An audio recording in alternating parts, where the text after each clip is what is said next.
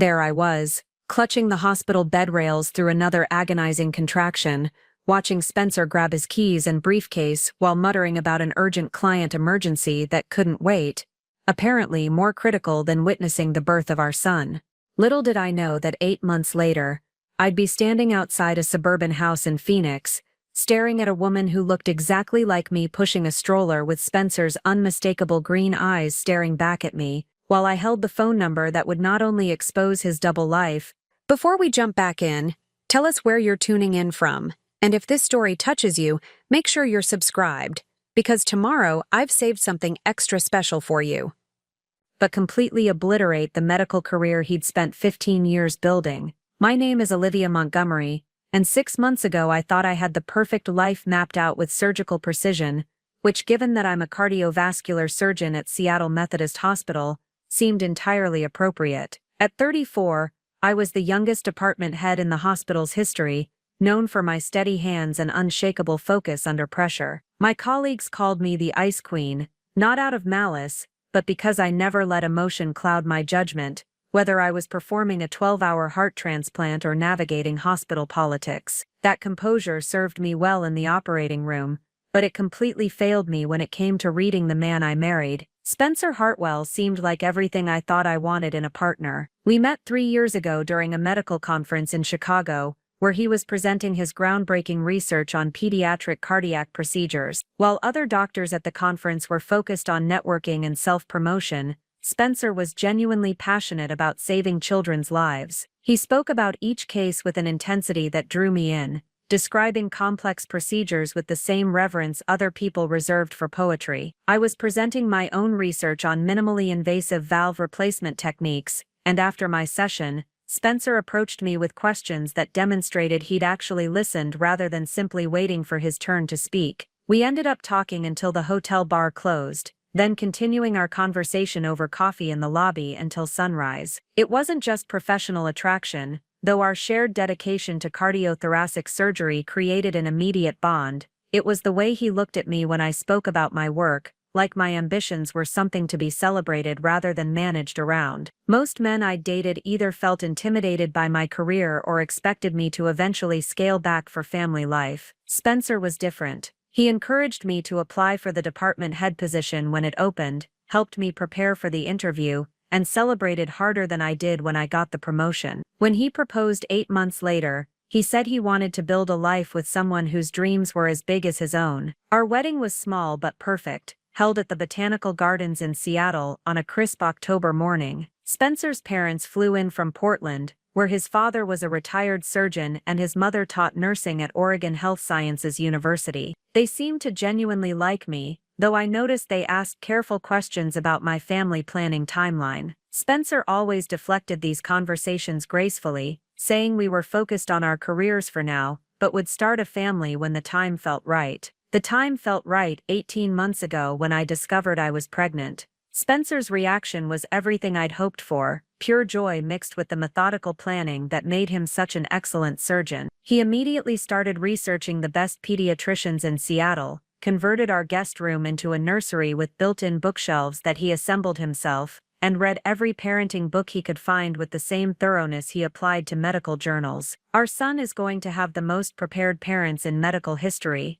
I told him one evening as I found him highlighting passages in a book about infant sleep patterns. I just want to do everything right, he replied, placing his hand on my growing belly. I want to be the kind of father I wish I'd had more time with. It was one of the few times Spencer ever mentioned his childhood with anything approaching regret. His father had been so consumed with building his surgical practice that Spencer felt more raised by nannies and hospital staff than his actual parents. He was determined our child would have a different experience, with parents who were present despite their demanding careers. During my pregnancy, Spencer seemed to become even more attentive, if that was possible. He attended every doctor's appointment, took detailed notes during our birthing classes, and rearranged his surgery schedule to ensure he'd be available around my due date. When other surgeons at his hospital in Portland teased him about being overly prepared, he'd just smile and say his Seattle family was his top priority. That should have been my first clue. Spencer worked at Portland General Hospital, about 3 hours south of Seattle. When we got married, We discussed the commute challenge and decided he would eventually transfer to a Seattle hospital to be closer to me, but an opportunity arose for him to lead a new pediatric cardiac program in Portland, something he'd dreamed about for years. We agreed he'd take the position temporarily, driving back and forth on weekends, and staying over several nights a week once I entered my third trimester. The arrangement worked surprisingly well. Spencer would arrive Tuesday evenings and stay through Thursday nights, then return to Portland for his surgical schedule on Fridays. He'd drive back up Saturday mornings and stay through Monday mornings. It meant we spent more concentrated time together than many couples who lived in the same city, and he was genuinely present when he was with me. No phone calls, no emergency pages, just focused attention on preparing for our son's arrival. Looking back now, I realize how perfectly this schedule suited someone living a double life. 3 days a week in Portland, 4 days in Seattle, with built-in reasons for travel that I never questioned, because they were tied to his legitimate career advancement. But during my pregnancy, all I saw was a devoted husband making sacrifices for our family. When he couldn't find his favorite coffee mug one Tuesday morning, he shrugged it off, saying he must have left it at the hospital. When unfamiliar charges appeared on our credit card for restaurants in Portland, he explained they were client dinners for the new program. When his phone rang at odd hours, and he'd step onto the balcony to take the call, he'd return saying it was a colleague calling about a complicated case. Every explanation was plausible. Every story checked out with what I knew about his work. Spencer was naturally organized and professional, so his careful scheduling and meticulous planning seemed entirely consistent with his personality. If anything, I was proud of how well he managed the demanding logistics of our temporary long-distance marriage. The perfect facade began to crack on March 15th, 3 weeks before my due date, when my water broke during what was supposed to be a routine morning at the hospital. Before Spencer entered my life, I had built something I was genuinely proud of, a surgical career that demanded everything I had to give, and rewarded me with the kind of purpose most people only dream about. My path to becoming the youngest department head at Seattle Methodist hadn't been smooth,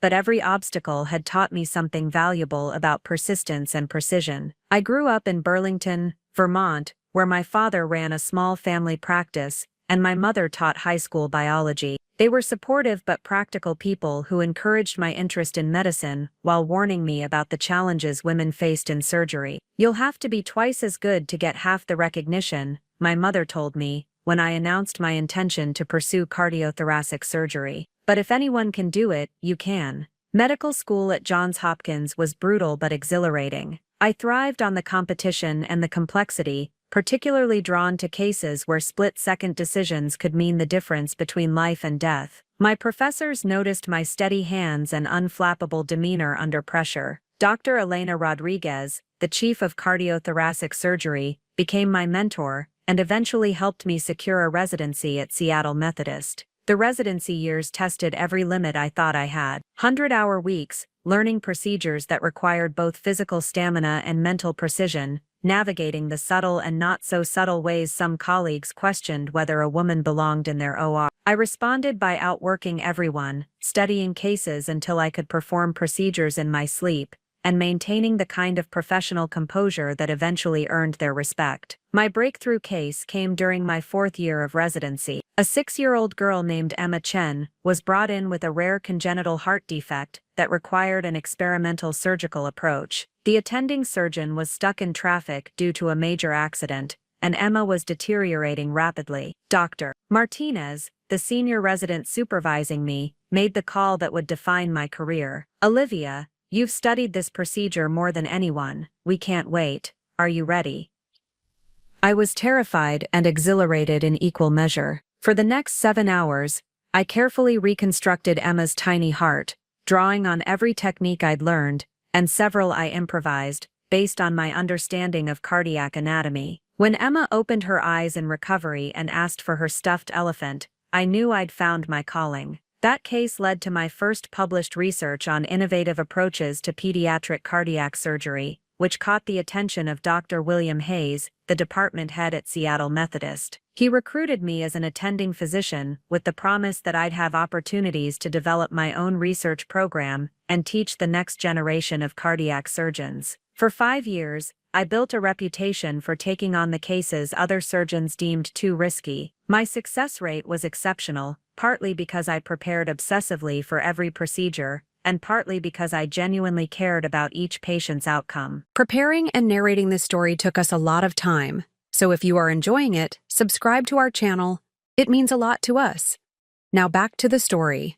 When Dr. Hayes announced his retirement last year, I wasn't surprised to be offered his position, but I was honored by the confidence my colleagues showed in supporting my appointment. The promotion brought new challenges, administrative responsibilities, budget management, and the delicate politics of running a department full of brilliant, ego-driven surgeons. But it also gave me the platform to implement changes I'd been envisioning for years: more collaborative treatment planning, better support for residents dealing with the emotional toll of surgery, and research initiatives focused on improving outcomes for underserved populations. By the time I met Spencer, I was genuinely happy with my life. Busy, certainly, and sometimes lonely, but fulfilled in ways that made the sacrifices feel worthwhile. I had a beautiful condo overlooking Elliott Bay, a career that challenged me daily, and the kind of financial independence that meant I could make decisions based on what felt right, rather than what felt safe. The American Association of Cardiothoracic Surgery's annual conference in Chicago was one of those professional obligations I actually enjoyed. 3 days of presentations, networking, and learning about cutting-edge developments in my field. This particular year, I was presenting research on a new valve replacement technique that reduced recovery time by 40%, work I'd been developing for 2 years. My presentation was scheduled for Saturday afternoon in the main auditorium. I'd practiced until I could deliver it flawlessly, but I still felt the familiar pre-presentation nerves as I checked my slides one final time. The auditorium was packed with some of the most respected cardiac surgeons in the country, and I knew this research could establish me as a thought leader in minimally invasive techniques. The presentation went better than I'd hoped.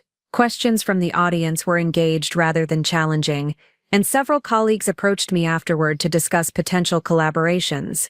I was gathering my materials when a voice behind me said, "Dr. Montgomery, that was remarkable work on valve replacement. I'd love to discuss how it might apply to pediatric cases." I turned to see a man about my age with dark hair and striking green eyes, wearing a perfectly tailored navy suit that somehow made him stand out, even in a room full of well-dressed doctors. What struck me immediately wasn't his appearance, though he was undeniably handsome, but the genuine interest in his expression as he waited for my response. "Thank you," I replied, extending my hand. "I'm always interested in pediatric applications." "Spencer Hartwell," he said, shaking my hand with exactly the right pressure, firm but not aggressive. "I'm developing a pediatric cardiac program at Portland General. Your technique could be revolutionary for our younger patients, if the scaling works." Most doctors who approached me after presentations had their own agenda, wanting to discuss their research, propose collaborations that would primarily benefit them, or simply network for networking's sake. Spencer asked thoughtful questions about my methodology, listened carefully to my answers, and offered insights that demonstrated he'd actually understood both the technical aspects and the broader implications of my work. "Would you like to continue this conversation over coffee?" he asked, as the auditorium began to empty. "I have some case studies I think you'd find interesting."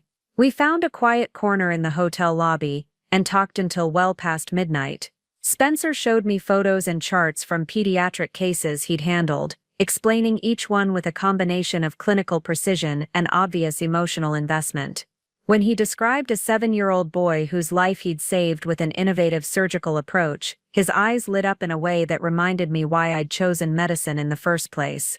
"It's not just about the technical achievement," he said, showing me a follow-up photo of the child playing soccer. "It's about giving kids the chance to have normal childhoods, normal futures." I found myself sharing cases I rarely discussed outside medical journals, the ones that had kept me awake at night, the patients whose faces I still remembered years later. Spencer listened with the kind of attention that made me feel heard rather than simply polite.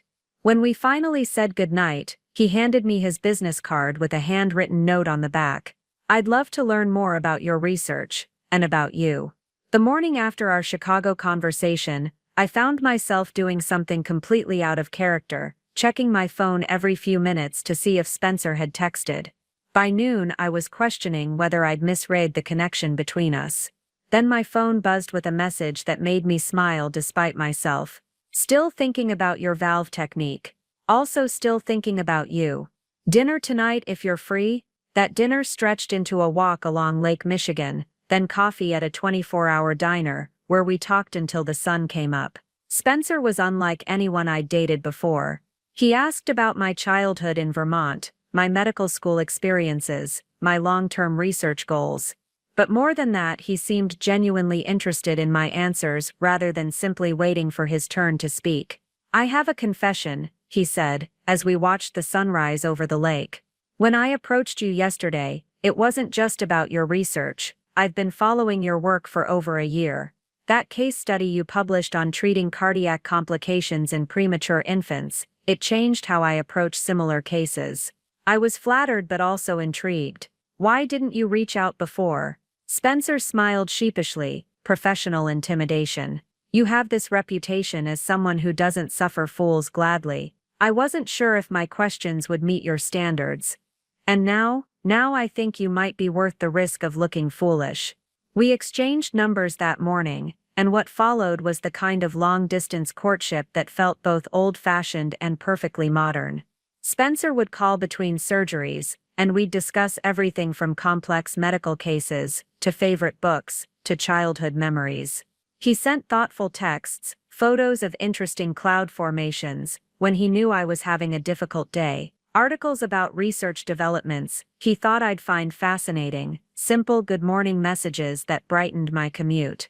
3 weeks after Chicago, Spencer flew to Seattle for the weekend. I'd offered to show him the city, but honestly I was nervous about transitioning from phone conversations to spending extended time together. What if the chemistry didn't translate? What if we ran out of things to talk about? My concerns evaporated the moment I saw him walking through the airport arrivals gate. He looked exactly as I remembered, tall, confident, those remarkable green eyes scanning the crowd until they found me. But it was his smile when he spotted me that erased any lingering doubts. Pure, uncomplicated joy. Dr. Montgomery, he said, wrapping me in a hug that felt perfectly natural, despite the fact that we'd never been physically affectionate before. You look even better than I remembered. That weekend established the pattern for our relationship. Spencer was thoughtful in ways I'd never experienced. He remembered that I preferred Ethiopian coffee, and brought me beans from a roastery in Portland. He noticed that I was limping slightly and correctly diagnosed that my running shoes were worn out, then insisted on taking me shopping for new ones. When I mentioned missing my grandmother's lasagna recipe, he spent an hour helping me recreate it in my kitchen, patiently adjusting seasonings, until it tasted like childhood. But what impressed me most was how Spencer handled my professional demands. On Saturday evening, I received an emergency call about a patient who'd taken a turn for the worse. I expected Spencer to be frustrated about our dinner plans being disrupted, but instead he drove me to the hospital and waited quietly in the surgical lounge while I spent 4 hours in the OR. How do you do it? He asked, as we finally grabbed pizza at midnight. Do what? Carry that kind of responsibility, knowing that someone's life depends entirely on your decisions, your skill level, your ability to stay focused under pressure. It was a question I'd been asked before, usually by people who wanted me to acknowledge how stressful or difficult my job was. Spencer seemed genuinely curious about the psychological aspects of what I did. I think about it like solving a puzzle, I explained. Each patient presents a unique combination of factors, and my job is to find the solution that gives them the best possible outcome. The pressure keeps me sharp. Spencer nodded thoughtfully. I understand that. In pediatric cardiac surgery, there's an added emotional component because you're not just treating the patient, you're treating the whole family. Parents who are terrified, siblings who don't understand why their brother or sister needs surgery. Sometimes managing their fears is as challenging as the procedure itself. Over the following months, Spencer and I developed a routine that worked around our demanding schedules. He'd fly to Seattle every other weekend, and I'd visit Portland on the alternating weekends when I wasn't on call. The travel was exhausting, but the time we spent together felt intentional in a way that regular dating never had. We couldn't take each other for granted, because every moment required effort to arrange. Spencer's apartment in Portland was a study in organized minimalism, clean lines, beautiful but functional furniture, and walls lined with medical journals and surgical textbooks. What struck me most were the personal touches, photographs of patients he'd helped, thank you letters from families, and a shelf dedicated to books about child development and educational psychology. Planning ahead? I asked, gesturing toward the parenting books. I've always known I wanted kids, Spencer replied. Growing up with a father who was never home because of his surgical practice, I think a lot about how to balance career demands with being present for family. These authors have interesting ideas about quality time versus quantity time. It was one of many conversations that convinced me Spencer would be an exceptional father. He thought deeply about the kind of parent he wanted to be, not just in abstract terms, but with specific strategies for maintaining connections despite professional obligations. Portland General Hospital impressed me during my visits. Spencer had clearly earned the respect of his colleagues, who spoke about his surgical skills with genuine admiration. But they also talked about his mentorship abilities and his talent for explaining complex procedures to families in ways that reduced their anxiety, without minimizing the seriousness of their situations. Spencer has this gift, Dr. Patricia Walsh, the department head, told me during a hospital tour. He can deliver difficult news with complete honesty while still maintaining hope.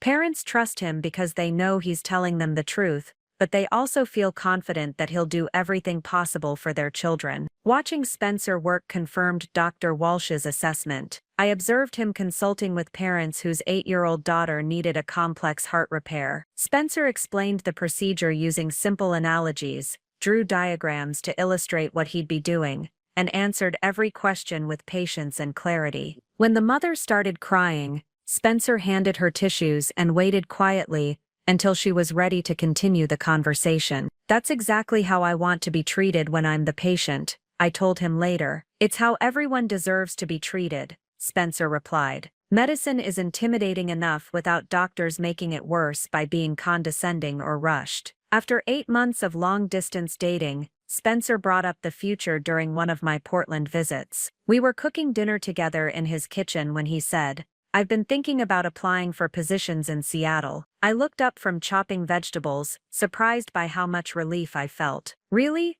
This commute is wearing on both of us, and while I love the work I'm doing here, I love you more. If there's an opportunity for us to build something together in the same city, I want to explore it. Spencer's willingness to relocate for our relationship felt significant, especially given how much he'd invested in the Portland program. But he approached the decision with the same thoughtful analysis he applied to everything else, researching opportunities at Seattle hospitals and identifying positions that would allow him to continue developing his expertise in pediatric cardiac surgery. When he proposed 6 months later, it was in the most perfectly Spencer way imaginable. We were hiking in the Olympic National Forest, and he'd packed an elaborate picnic that included my favorite cheese wine from a vineyard we'd visited together, and homemade chocolate truffles. As we sat overlooking the mountains, he pulled out a ring box and said, "Olivia, you make me want to be the best version of myself, both professionally and personally. Will you marry me?" The ring was perfect,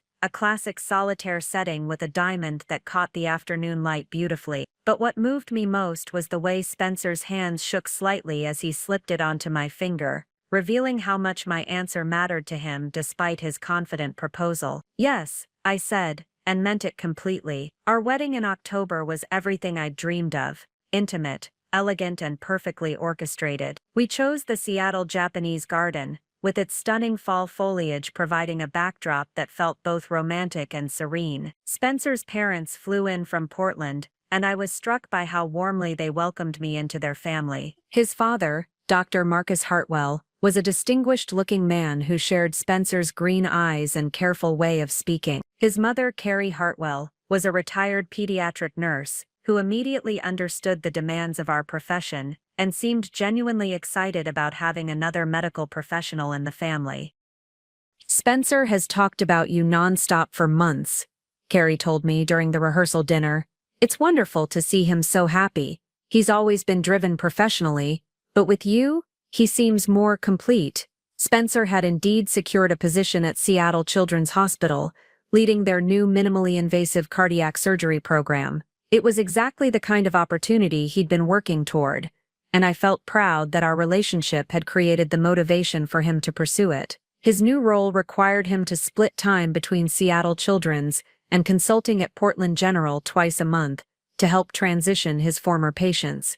But we both saw this as temporary. The first year of marriage exceeded my already high expectations. Spencer approached our relationship with the same meticulous attention he brought to surgery. He remembered important dates, planned thoughtful surprises, and consistently made time for us despite our demanding schedules. When I had to work late, he'd show up at the hospital with dinner from my favorite restaurant.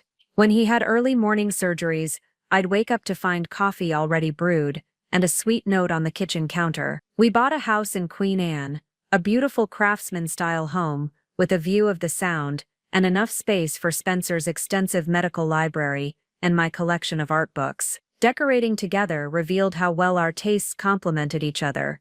I favored clean, modern lines, while Spencer appreciated classic, comfortable pieces. The result was a home that felt sophisticated but welcoming. Spencer's transition to Seattle Children's went smoothly, though he maintained his consulting relationship with Portland General longer than we'd initially planned. They're having trouble finding someone with my specific expertise, he explained when the twice-monthly trips stretched into his 6th month at the new hospital. Dr. Rodriguez asked if I could continue for another few months while they search for a permanent replacement. I understood professional obligations, so I didn't question the extended timeline. If anything, I was proud that Spencer's expertise was valued enough that Portland General wanted to retain his services, even after he'd officially left. When I discovered I was pregnant 15 months after our wedding, Spencer's reaction was everything I'd hoped for. He swept me into his arms, spun me around our kitchen, and immediately started planning everything from nursery colors to college savings accounts. That evening, he came home with 3 pregnancy books,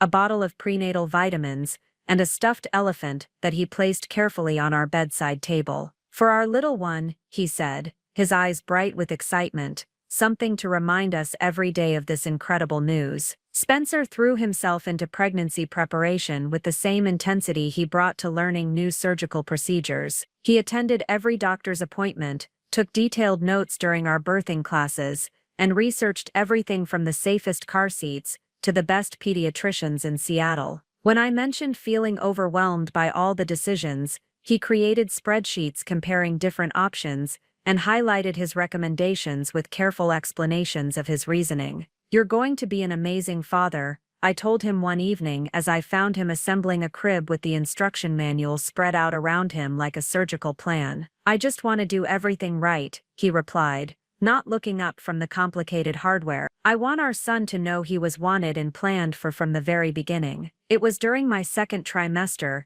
that I began noticing subtle changes in Spencer's routine. The Portland consulting trips, which had been scheduled predictably every other week, became less regular. Sometimes he'd leave on a Tuesday instead of Wednesday, or return a day earlier than planned. When I asked about the schedule changes, Spencer had reasonable explanations. "They're having staffing issues," he'd say, or Dr. Rodriguez needed me to cover an emergency case. His phone habits also shifted slightly. Spencer had always been considerate about not taking work calls during our personal time, but he began stepping out of the room more frequently when his phone rang. He'd return a few minutes later with brief explanations about patient consultations or scheduling coordination. "Sorry, that was the Portland team about tomorrow's case," he'd say, slipping his phone back into his pocket. "You know how complicated it gets when you're managing patients at 2 different hospitals." I did know, actually. My own position required constant coordination between different departments, so Spencer's increased phone time seemed entirely reasonable. If anything, I appreciated that he was trying to keep work conversations from interrupting our evening together. The changes were so gradual and so well explained that I barely registered them as unusual. Spencer was still attentive, still excited about the pregnancy, still the thoughtful husband who brought me ginger tea when morning sickness hit or rubbed my feet after long days in surgery. If he seemed slightly more distracted sometimes, or if he double-checked his schedule more frequently than before. These felt like natural responses to managing a more complex professional situation while preparing for fatherhood. Looking back, I can see how expertly Spencer managed my perceptions during this period. Every unusual behavior had a plausible explanation tied to his legitimate professional responsibilities. When unfamiliar charges appeared on our credit card from restaurants in Portland, he'd explain they were working dinners with the transition team. When he couldn't find his favorite coffee mug or workout clothes, he'd mention leaving things at the Portland hospital during his extended stays. "I'm basically living out of a suitcase 2 days a week," he said, when I found his prescription sunglasses missing from their usual spot. "I probably left them in the Portland call room again." The explanations were so consistent with what I knew about his work situation that questioning them felt unnecessary and slightly paranoid. Spencer had never given me reason to doubt his honesty, and the demands of managing patients at 2 different hospitals provided convenient cover for any scheduling irregularities or misplaced items. My pregnancy also created a natural shift in our relationship dynamics that made Spencer's occasional absences less noticeable. As I grew larger and more tired, I was content to spend quiet evenings at home rather than going out to dinner or attending social events. When Spencer mentioned that his Portland trips might run longer some weeks because of complex cases, I encouraged him to stay as long as necessary. "Take care of your patients," I'd tell him. "The baby and I will be fine here." Spencer seemed grateful for my understanding, often commenting on how lucky he felt to have a wife who truly comprehended the demands of medical practice. He'd return from Portland trips with small gifts, specialty teas from a shop he'd discovered, books he thought I'd enjoy, once a beautiful scarf that he said reminded him of me. "I hate being away from you," he'd say, and his sentiment seemed genuine enough that I never questioned why the trips were taking longer or happening more frequently than originally planned. The most troubling sign, though I didn't recognize it as such at the time, was Spencer's subtle encouragement for me to maintain my own busy schedule. When I mentioned thinking about reducing my surgery load during my 3rd trimester, Spencer gently discouraged the idea. "You love your work," he said, "and you're at such a crucial point in establishing your leadership. Maybe just reducing call nights would be enough to give you more rest without stepping back from the cases you're passionate about."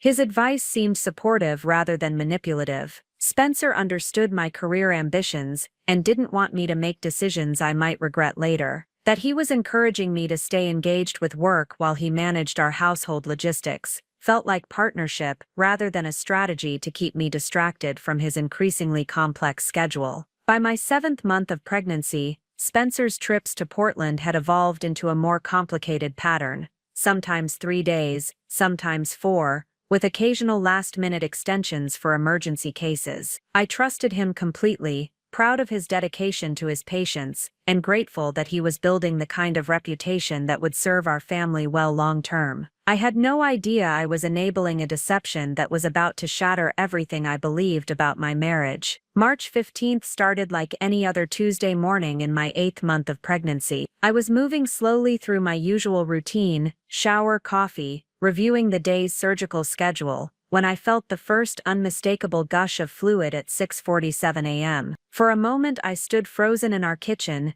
staring down at the puddle forming around my feet, my medical training warring with the shock of realizing our son was arriving 3 weeks ahead of schedule. "Spencer," I called, my voice surprisingly steady, despite the adrenaline coursing through my system. "My water just broke." I heard the immediate sound of Spencer's feet hitting the floor in our bedroom upstairs, followed by rapid movement as he presumably threw on clothes. Within 2 minutes, he appeared in the kitchen, hair disheveled but eyes alert, with the focused intensity I recognized from his surgical mode. "How are you feeling? Any contractions yet?" he asked, already reaching for his phone while simultaneously scanning my face for signs of distress. "Not yet, but this is definitely it," I replied, surprised by how calm I sounded. "We should probably head to the hospital soon." Spencer nodded, but instead of moving toward our previously packed hospital bag, he stood staring at his phone screen with an expression I couldn't quite read. His brows furrowed slightly, and he seemed to be calculating something in his head. "What is it?"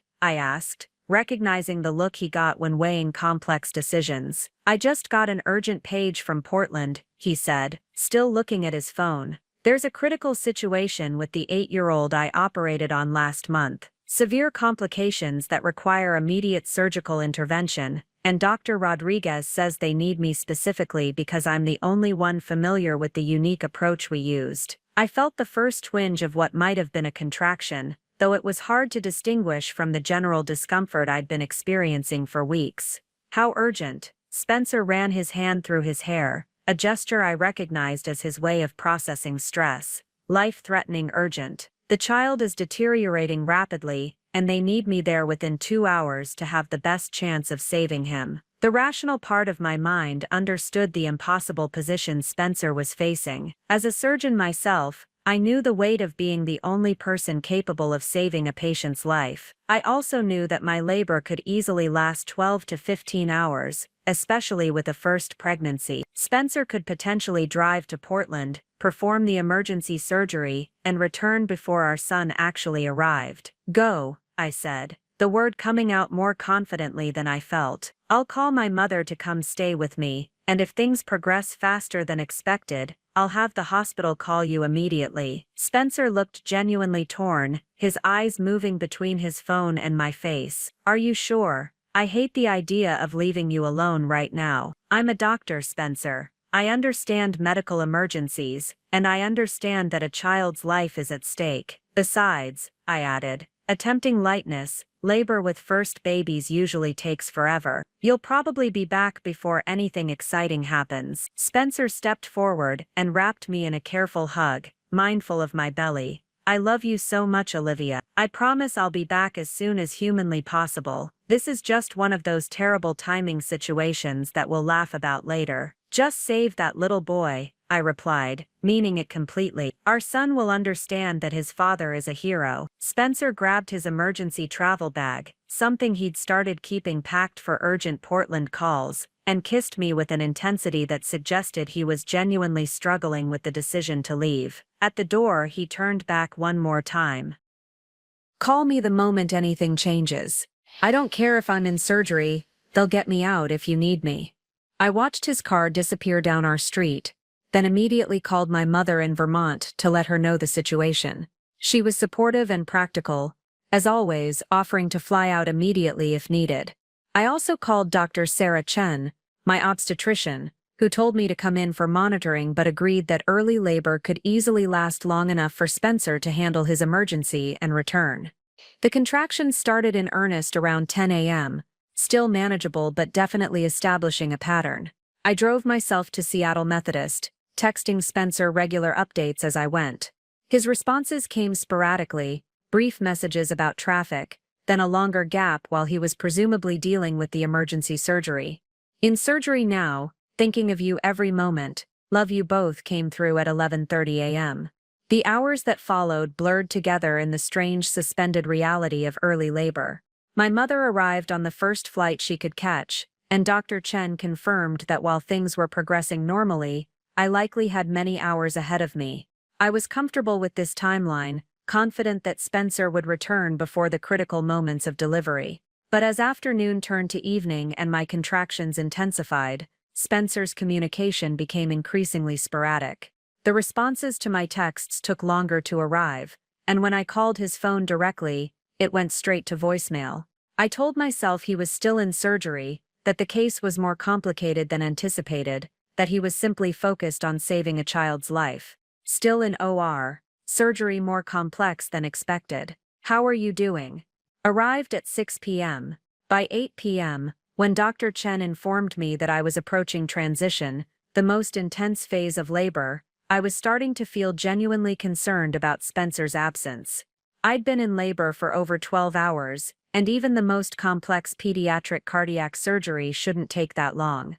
I tried calling Spencer's hospital directly, but the person who answered said they couldn't provide information about ongoing surgeries to non-family members. When I identified myself as Dr. Hartwell's wife and explained that I was in labor, they promised to relay an urgent message. "He'll call as soon as he's out of surgery," the nurse assured me.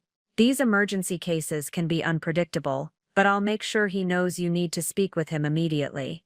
At 9:30 p.m., as I entered the pushing phase of labor, Spencer's phone finally rang. I grabbed it between contractions, desperate to hear his voice and get an update on when he might arrive. "Spencer, thank God," I gasped. "The baby's coming soon. How much longer until you can get here?" But instead of Spencer's familiar voice, I heard a woman speaking in the background, and what she said made my blood run cold. "Honey, dinner's ready. Are you coming down, or should I bring your plate up to the office?" The voice was warm, domestic, completely inconsistent with Spencer being in an operating room dealing with a medical emergency. For a moment I thought I must have misheard, or that somehow the call had connected to the wrong number. "Spencer," I said again, my voice sharper now. "Sorry, that was," Spencer started, but his explanation was cut off by another voice in the background. This one smaller and younger. "Daddy, will you read me a story before bed?" The word daddy hit me like a physical blow. Spencer and I were about to become parents for the first time. There was no child who should be calling him daddy. There was no domestic dinner scene he should be part of while I was giving birth to our son. "Spencer," I said, my voice now cold with a clarity that cut through the pain of contractions. "Where exactly are you right now?" I heard what sounded like a door closing, and suddenly the background voices were muffled. When Spencer spoke again, his voice had the careful, controlled tone I recognized from when he was managing a crisis. "Olivia, I can explain. The surgery ran much longer than expected, and I'm staying at a colleague's house tonight because I'm too exhausted to drive safely." "His family is just don't," I interrupted, surprising myself with the firmness in my voice despite being in active labor. "Don't lie to me while I'm giving birth to our child." The silence that followed confirmed what I already knew in my heart. Spencer wasn't at a hospital, he wasn't saving a child's life. He was in someone's home being called to dinner and asked to read bedtime stories, while I labored alone to bring our son into the world. "I have to go," I said quietly. "Our son is being born now, with or without you." I hung up the phone and handed it to my mother, who had witnessed the entire conversation with growing alarm. "Don't answer if he calls back," I told her. "I need to focus on delivering this baby." At 11:42 p.m., Marion James Montgomery was born, 6 pounds, 4 ounces, with Spencer's green eyes and a lusty cry that announced his healthy arrival to the world. As I held my son for the first time, feeling the overwhelming rush of love and protectiveness that every parent describes, but no one can truly prepare you for, I made a silent promise. Marion would grow up knowing the truth about his father, but he would never doubt his own worth because of Spencer's choices. Whatever Spencer was hiding, whatever family he was apparently part of while abandoning ours, I would uncover it all and ensure my son was protected from the fallout. The betrayal was devastating, but it was also clarifying. The Spencer I thought I'd married was a fiction, and it was time to discover who I'd actually been living with for the past 3 years. Spencer arrived at the hospital at 3:17 a.m., nearly 4 hours after Marion's birth. I was awake, holding our son and trying to process the seismic shift that had occurred, not just in becoming a mother, but in discovering that my husband had been somewhere else entirely during the most important moment of our lives together. When Spencer walked into the room, his appearance told a story that didn't match his supposed emergency surgery narrative. His clothes were wrinkled but not surgical scrubs. His hair looked like he'd been sleeping, not standing over an operating table for 15 hours. Most tellingly, he smelled faintly of unfamiliar laundry detergent, a clean floral scent that was nothing like the unscented hypoallergenic brand we used at home. "Olivia," he breathed, his eyes immediately going to Marion sleeping in my arms. "I'm so sorry I missed it. The surgery was incredibly complex, and then I was so exhausted I couldn't safely make the drive back." I studied his face as he spoke, noting the genuine emotion in his voice when he looked at our son, but also the careful way he avoided making direct eye contact with me. Spencer had always been an honest person, or so I'd believed, and he was clearly struggling with whatever lie he was trying to maintain. "Whose house did you stay at?" I asked quietly, not wanting to wake Marion, but needing to hear how Spencer would elaborate on his story. "Doctor," Rodriguez's, Spencer replied quickly. He insisted I not drive when I was so tired, and his wife made dinner while I cleaned up after surgery. The explanation was plausible, but something about Spencer's delivery felt rehearsed. Doctor. Patricia Rodriguez was Spencer's mentor at Portland General, and it would be natural for her to offer hospitality to an exhausted colleague. But the domestic scene I'd overheard on the phone, the casual honey dinner's ready, and the child asking for bedtime stories hadn't sounded like a professional courtesy extended to a visiting surgeon. "Can I hold him?" Spencer asked, and I saw his hands tremble slightly as I transferred Marion to his arms. Whatever else was happening, Spencer's love for our son was unmistakably real. His eyes filled with tears as he looked down at Marion's tiny face, and he whispered, "He's perfect, Olivia. Absolutely perfect." For the next 3 days in the hospital, Spencer was the model of devotion. He handled diaper changes with surprising competence, brought me meals from my favorite restaurants, and seemed genuinely committed to making up for missing the birth. When friends and colleagues visited, he proudly showed off Marion and told the story of the emergency surgery that had kept him away, expressing regret but also professional obligation in a way that made everyone nod sympathetically. But I found myself watching Spencer with new eyes, noticing small details I'd previously overlooked. When his phone rang, he still stepped out to take calls, but now I paid attention to how long these conversations lasted and what mood he was in when he returned. When he mentioned needing to extend his next Portland trip by a day to follow up on his emergency patient, I noted the slight tension in his voice that suggested this wasn't a purely medical decision. Bringing Marion home marked the beginning of what should have been the happiest period of our marriage. Spencer took 2 weeks of paternity leave, during which he was attentive and helpful in ways that almost convinced me I'd misinterpreted the strange phone call during labor. He got up for middle-of-the-night feedings, researched everything from sleep schedules to developmental milestones, and seemed genuinely enthusiastic about every aspect of fatherhood. I never knew I could love someone this much this instantly, he told me one evening as we watched Marion sleep in his bassinet. It's like my heart suddenly got bigger. These moments of authentic connection made me question my suspicions. Spencer's love for Marion was clearly genuine, and his care for me during recovery seemed motivated by real concern rather than guilt. Maybe the strange phone call had been exactly what he'd explained, an exhausted colleague staying with a mentor's family after a difficult surgery. But when Spencer returned to work and resumed his Portland consulting schedule, the patterns that had seemed normal during my pregnancy began to feel more pointed. His trips, which had been predictably every other week, became irregular again. He'd mentioned needing to travel on unexpected days, or staying longer because of patient complications. "The transition to the new surgeon is taking longer than expected," Spencer explained when his standard 2-day trip extended to 4 days. "Rodriguez needs me to be available for follow-up consultations with the families I worked with." The explanation made professional sense, but I found myself paying closer attention to Spencer's behavior before and after these trips. He was more careful about packing, double-checking that he had everything he needed. He started keeping a separate phone charger in his travel bag, claiming his regular one had broken during a particularly busy period at the hospital. "You're being very organized," I commented one evening as I watched him methodically pack for what should have been a routine consulting trip. "Sleep deprivation is making me forgetful," Spencer replied with a smile. "I figure if I pack the same way every time, I'm less likely to leave something important behind." His reasoning was logical, but something about the precision of his packing felt different from Spencer's usual efficient but relaxed approach to travel.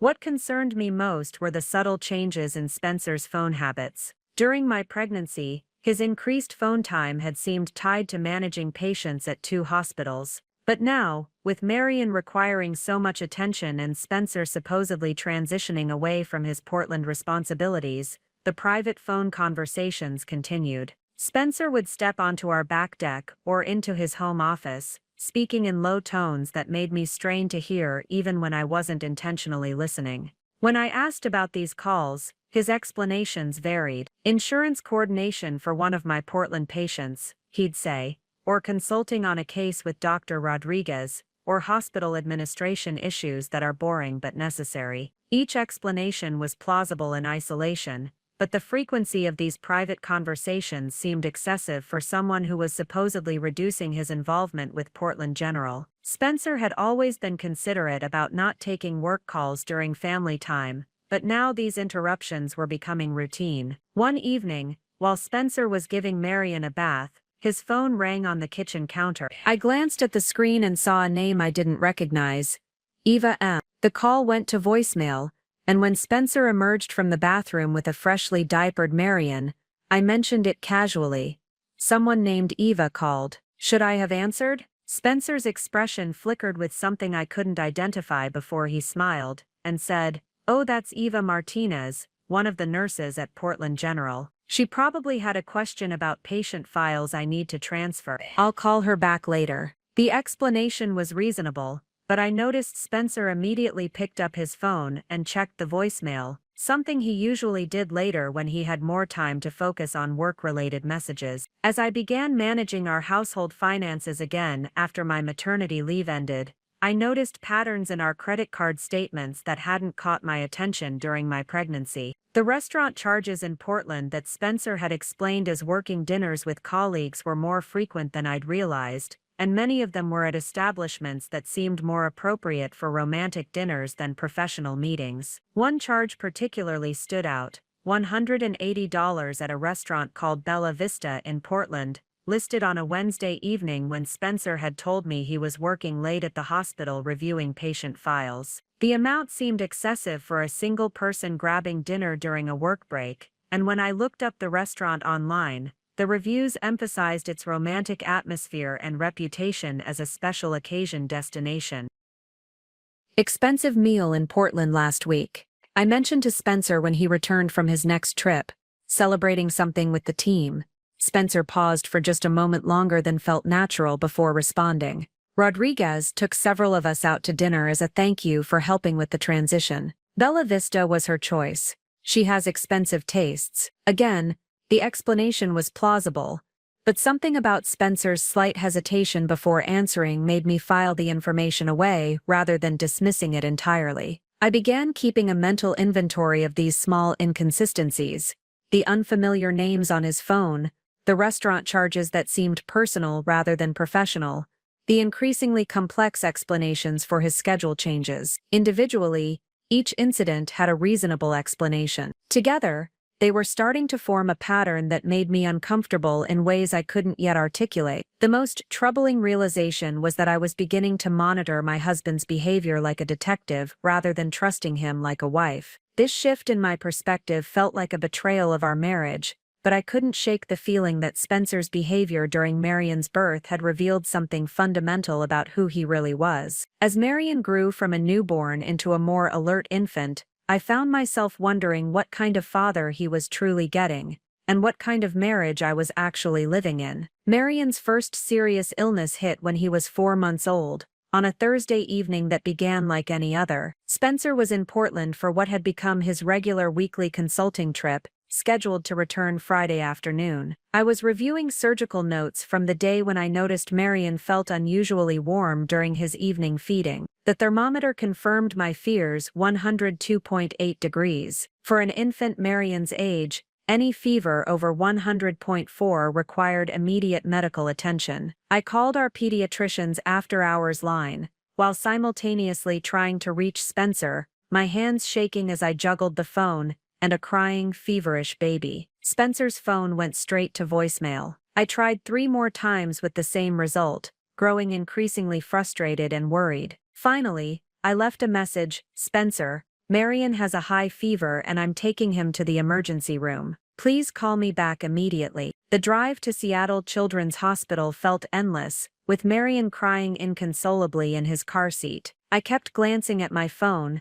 expecting Spencer to call back, but it remained silent. By the time we reached the emergency room, Marion's fever had climbed to 103.2, and the triage nurse immediately took us back for evaluation. Dr. Amanda Foster, the pediatric emergency physician, was thorough and reassuring as she examined Marion. Fevers in infants this young are always concerning, but he's alert and responsive, which is encouraging. We'll run some tests to determine the cause, but try not to panic. I appreciated her calm professionalism, but as we waited for test results, I became increasingly agitated about Spencer's continued silence. It was now nearly 9 p.m., and I'd been trying to reach him for over 2 hours. Even if he was in surgery, the hospital should have been able to get him an urgent message about his son's emergency. At 9:45 p.m., my phone finally rang. Spencer's name appeared on the screen, and I answered before the first ring finished. Spencer, thank God. Marion has a fever of 103, and we're in the emergency room at Children's. Where have you been? I'm so sorry, Spencer said, and I could hear genuine concern in his voice. I was in surgery and my phone was turned off. How is he? What are the doctors saying? But as Spencer spoke, I became aware of background noise that didn't match an operating room or hospital environment. I could hear soft music playing, the kind of ambient jazz that restaurants use to create atmosphere. More distinctly, I heard the clink of glasses and what sounded like quiet conversation and laughter. Spencer, where are you right now? I asked, my voice sharper than I'd intended. I'm at the hospital, he replied quickly. I just got out of surgery and I'm in the break room getting something to eat before I drive back to Seattle. But even as he spoke, I heard a woman's voice in the background saying something that made my blood run cold. Should I order dessert for us, or are you too tired? The word us hung in the air between Spencer and me like a challenge. There was no us that should exist in Spencer's world while our son was in the emergency room. There was no casual dessert conversation that belonged in a hospital break room during a medical emergency. Spencer, I said, my voice deadly calm despite the chaos of emotions coursing through me. I can hear restaurant sounds. I can hear a woman asking about dessert. Our son is in the emergency room, and you're having dinner with someone. The silence that followed was deafening. When Spencer finally spoke, his voice had lost all pretense of casual explanation. Olivia, I can explain this. It's not what it sounds like. Don't. I interrupted, feeling a clarity that surprised me despite my exhaustion and worry. Don't lie to me while I'm sitting in an emergency room with our sick baby. Just tell me when you'll be here. I'm leaving right now, Spencer said. I'll be there in 3 hours. Kiss Marion for me, and tell him Daddy's coming. I hung up without responding, and sat staring at my phone in the harsh fluorescent lighting of the pediatric emergency room. The conversation had confirmed what I'd been suspiciously avoiding for months. Spencer was lying to me about where he was and who he was with during his Portland trips. Dr. Foster returned with Marion's lab results as I was trying to process the implications of Spencer's phone call. Good news, she said, settling into the chair beside Marion's examination bed. His blood work looks normal, and I think we're dealing with a viral infection that should resolve on its own. His fever is already starting to come down with the medication we gave him. I felt overwhelming relief about Marion's health, followed immediately by fresh anger at Spencer's absence during what had been the most frightening few hours of my life as a mother. When will my husband be here? Dr. Foster asked, noting the space for a second parent signature on Marion's discharge papers.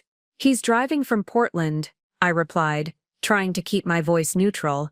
He should be here in a few hours. Dr. Foster nodded sympathetically. Long-distance medical work is challenging for families. We see it often with doctors who consult at multiple hospitals. Her assumption that Spencer was engaged in legitimate medical work, while I'd heard clear evidence of a dinner date, made me feel complicit in his deception. I found myself wondering how many times I'd unknowingly provided cover for Spencer's lies by accepting his explanations without question. Spencer arrived at the hospital at 1:30 a.m., looking genuinely distraught as he rushed into Marion's room. His concern for our son was unmistakably real. He immediately picked up Marion, checked his temperature, and asked detailed questions about the evening's events and Dr. Foster's assessment. Thank God he's okay, Spencer said, holding Marion close. I was terrified during the entire drive here. Watching Spencer with Marion, I felt the familiar cognitive dissonance that had been plaguing me for months. His love for our son was authentic, his medical knowledge was clearly extensive, and his concern seemed genuine. Yet I knew with absolute certainty that he'd been having dinner with another woman while our son was sick. Spencer, I said quietly, not wanting to wake Marion, who had finally fallen asleep in his father's arms. We need to talk about where you actually were tonight. Spencer's body tensed slightly, but he continued gently rocking Marion. I told you I was at the hospital. I heard restaurant sounds. I heard a woman asking about dessert. I heard jazz music and conversation, and nothing that belongs in a hospital break room. Spencer was quiet for a long moment, and I watched him weigh his options. Finally, he sighed and met my eyes. You're right. I wasn't at the hospital. I was having dinner with Eva Martinez, the nurse I mentioned before, but it wasn't what you're thinking. What am I thinking, Spencer? That I'm having an affair, that I'm cheating on you. He shifted Marion to one arm and reached for my hand with the other. Eva is going through a difficult divorce, and I've been providing emotional support as a friend. Tonight was supposed to be a quick dinner to help her process some legal documents, but it ran longer than expected. The explanation was delivered with Spencer's characteristic sincerity, and part of me wanted desperately to believe it. The alternative that my husband was systematically deceiving me was too devastating to fully accept. Why didn't you just tell me that? I asked. Why the elaborate story about surgery and hospital break rooms? Spencer looked down at Marion, then back at me. Because I knew how it would sound. A married man having dinner with another woman while his wife is home with their baby. I knew you'd worry unnecessarily about something that's completely innocent. Spencer's explanation was plausible,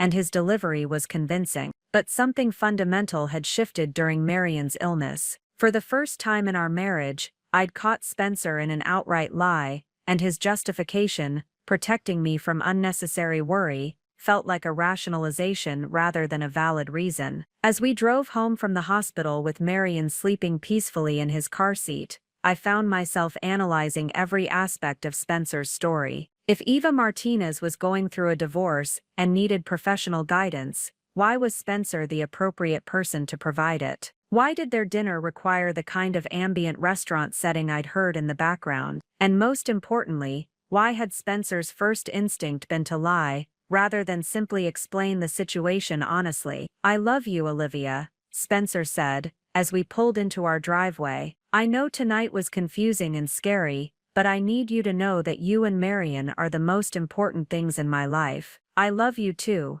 I replied automatically, but the words felt hollow in a way they never had before. That night, as I lay awake listening to Marion's steady breathing through the baby monitor, and Spencer's deep sleep beside me, I made a decision that would change everything. I was going to start paying much closer attention to Spencer's behavior, his schedule, and his explanations. If he was truly just helping a colleague through a difficult time, then my increased vigilance would confirm his innocence and restore my peace of mind. But if Spencer was hiding something more significant, I needed to know what it was before our family suffered any more damage from his deception. The fever crisis had been a breaking point, not just because of Marion's illness, but because it had forced me to confront the growing evidence that my husband was living a double life. Whatever the truth was, I was going to uncover it. The week following Marion's fever crisis passed in a strange state of hypervigilance. Spencer seemed to sense my increased scrutiny and was more transparent about his activities than he'd been in months. He called during his Portland trip to check on Marion, sent photos of his hotel room and the hospital cafeteria,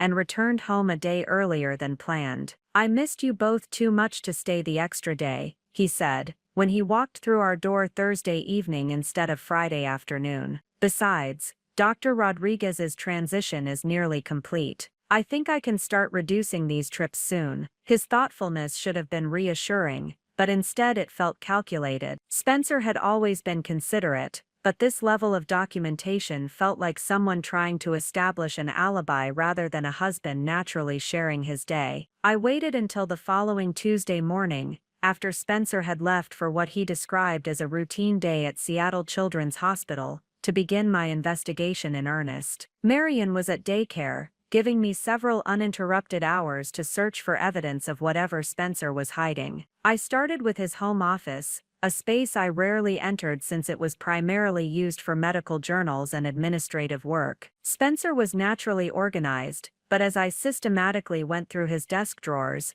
I noticed a level of compartmentalization that seemed excessive even for someone with his methodical tendencies. In the bottom drawer I found a folder labeled Portland Consulting that contained copies of his official contracts and correspondence with Portland General Hospital. But tucked behind these legitimate documents was a smaller folder containing receipts that told a different story from the one Spencer had been sharing with me.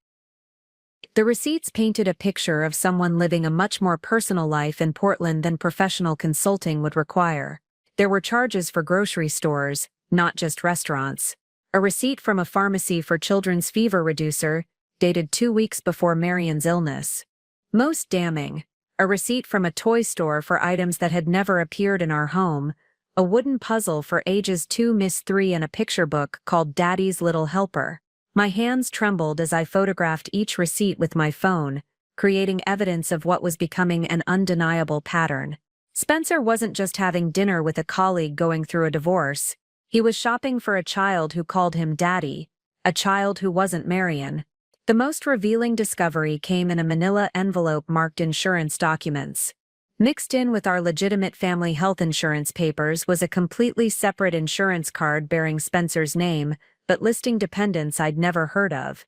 Eva Martinez and Jensen Martinez, age 3. I stared at the insurance card for several minutes, trying to process its implications. Spencer had financial responsibility for a woman and child in Portland. He was buying toys and medicine for a 3-year-old who wasn't his son with me. Most devastating of all, this arrangement had been in place for years. The insurance card was dated 2 years before Marion's birth. Spencer's laptop was password protected, but I knew his habits well enough to guess his login.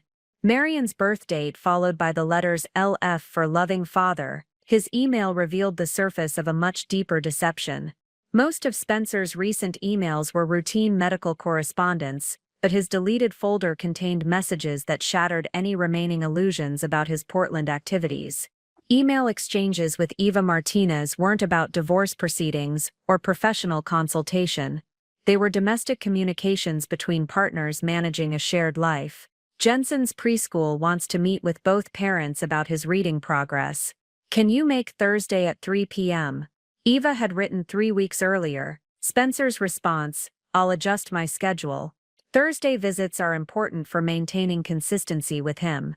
Another exchange from the previous month showed Spencer apologizing for missing what he called Jensen's bedtime story night because of unexpected Seattle obligations. The terminology was chilling.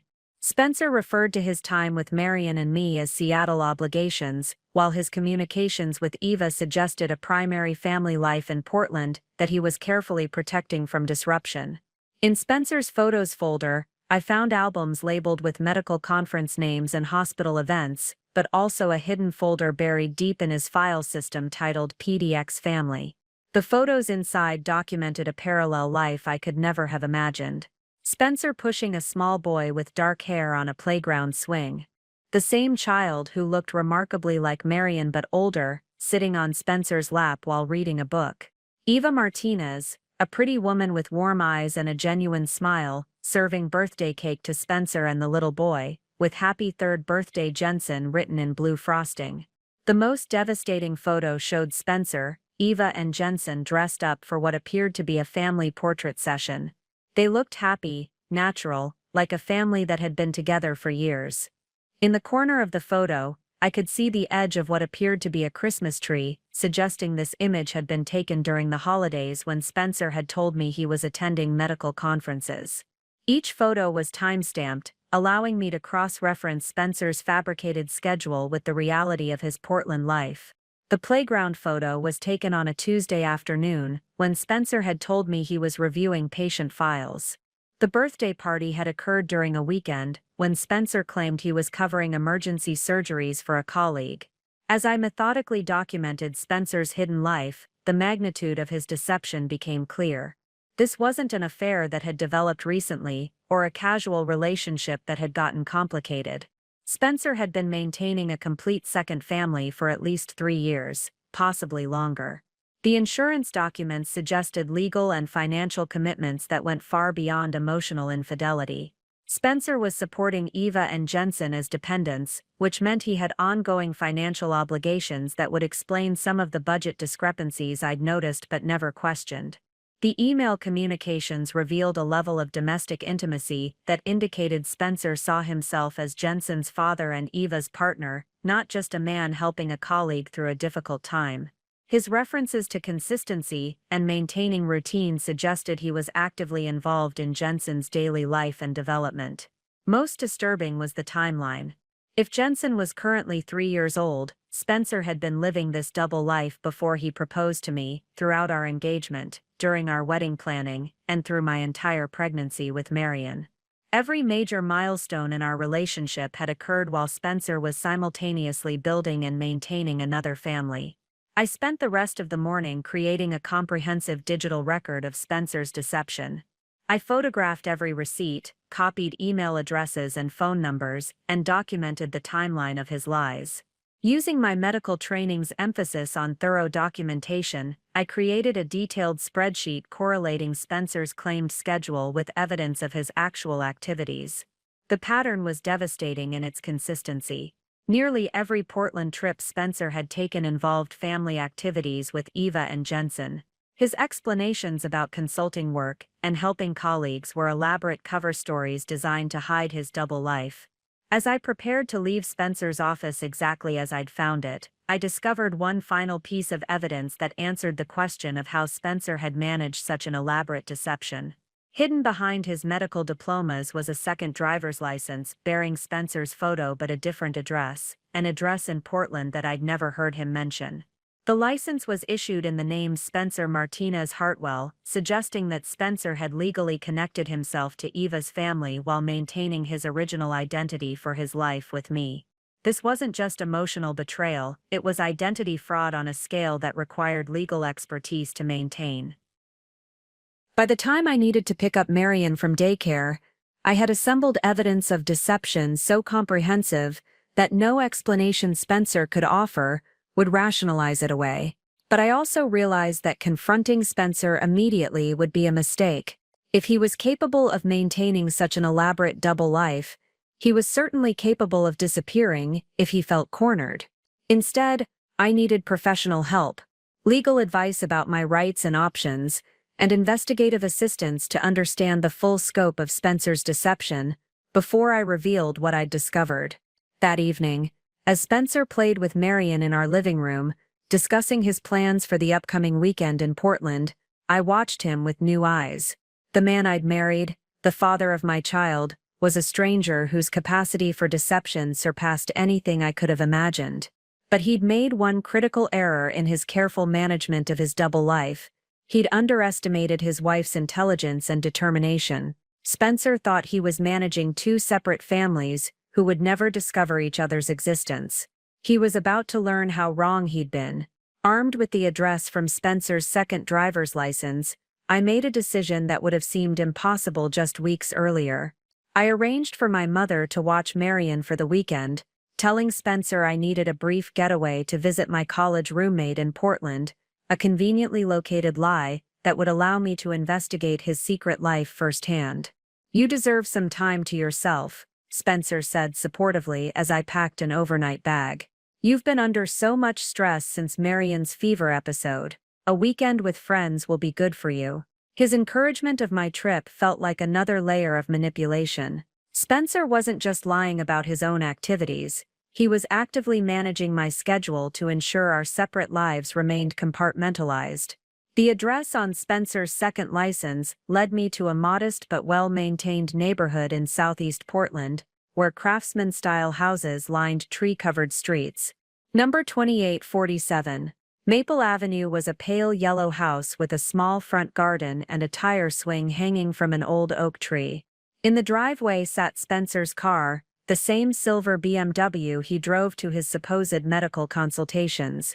I parked across the street and watched the house for over an hour, struggling with the surreal experience of spying on my own husband's life. At 3:30 p.m., Spencer emerged from the front door holding hands with a small boy who was unmistakably Jensen from the photographs.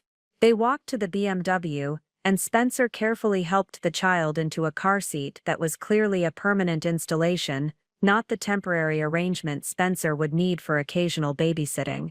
20 minutes after they left, I approached the house and rang the doorbell. Eva Martinez answered, and seeing her in person confirmed what the photos had suggested. She was beautiful, warm, and completely unaware that Spencer had another family.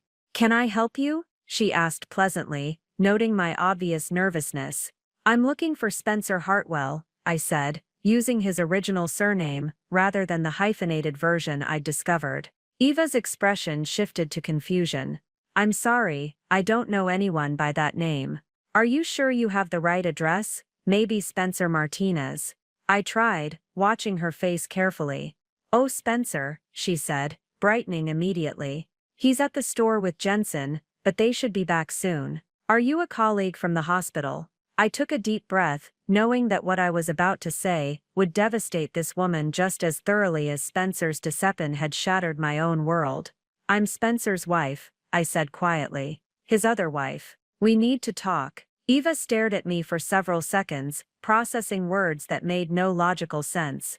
"I'm sorry, what did you say?" "Spencer has been married to me for 3 years. We have a 4-month-old son named Marion. I discovered evidence of your family this week, and I needed to see for myself what he's been hiding." Eva's face went through a rapid series of emotions: confusion, disbelief, and then a dawning horror as she began to understand the implications of my presence at her door. "That's impossible," she whispered. "Spencer and I have been together for 4 years. We live together. Jensen is his son." I pulled out my phone and showed her photos of Spencer with Marion, our wedding pictures, and the insurance documents I'd discovered. Eva examined each image with shaking hands, her face growing paler with each piece of evidence. "Would you like to come inside?" she asked, finally, her voice hollow. "I think we need to have a longer conversation." Over the next 2 hours, Eva and I constructed a timeline that revealed the staggering scope of Spencer's deception. Eva had met Spencer 4 years earlier, when Jensen, then 2 years old from a previous relationship, had required emergency cardiac surgery at Portland General. Spencer had been the surgeon who saved Jensen's life, and their relationship had developed from grateful patient family to romantic involvement. Spencer told me he'd been married before but divorced.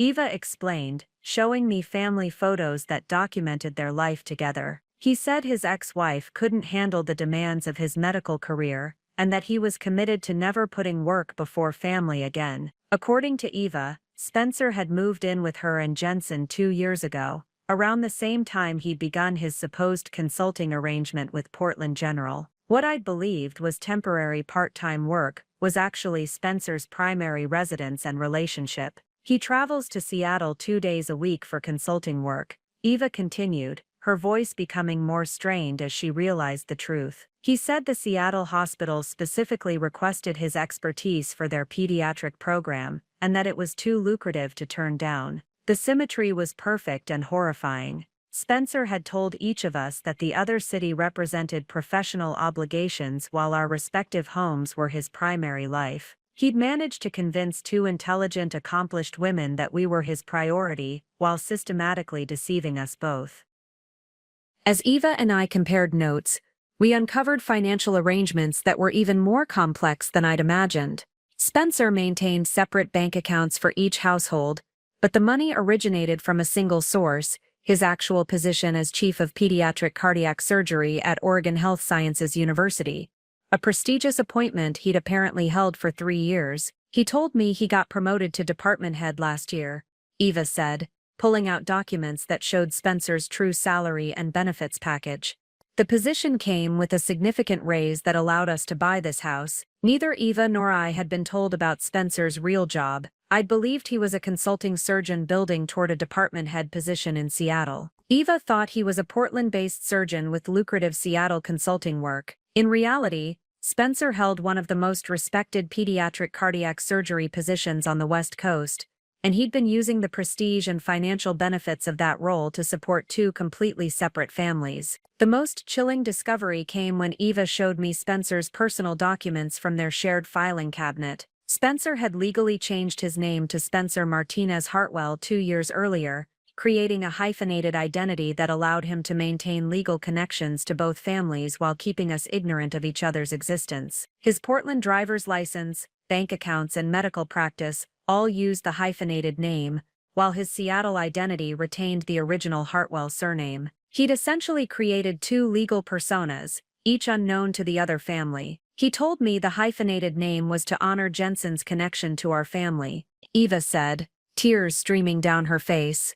I thought it was romantic that he wanted to share our name. As the full scope of Spencer's deception became clear, Eva and I realized we were dealing with someone whose capacity for manipulation far exceeded ordinary infidelity. Spencer had constructed an elaborate double life that required constant maintenance, legal documentation, and psychological compartmentalization that bordered on pathological. When Spencer's BMW pulled into the driveway at 6 p.m. with Jensen chattering excitedly about their shopping trip, Eva and I were ready for him. We'd spent the afternoon documenting everything, comparing evidence, and preparing for the confrontation that would finally force Spencer to face the consequences of his years-long deception. As Jensen ran toward the front door calling, "Mommy, Mommy, look what Daddy bought me," Spencer looked up and saw me sitting on his living room couch next to the woman he'd told me was just a colleague going through a difficult divorce. The expression on his face confirmed what Eva and I had already concluded: our marriage was over, but our real work was just beginning. Spencer stood frozen in the doorway, still holding shopping bags while Jensen tugged at his jacket, completely oblivious to the adult drama unfolding around him.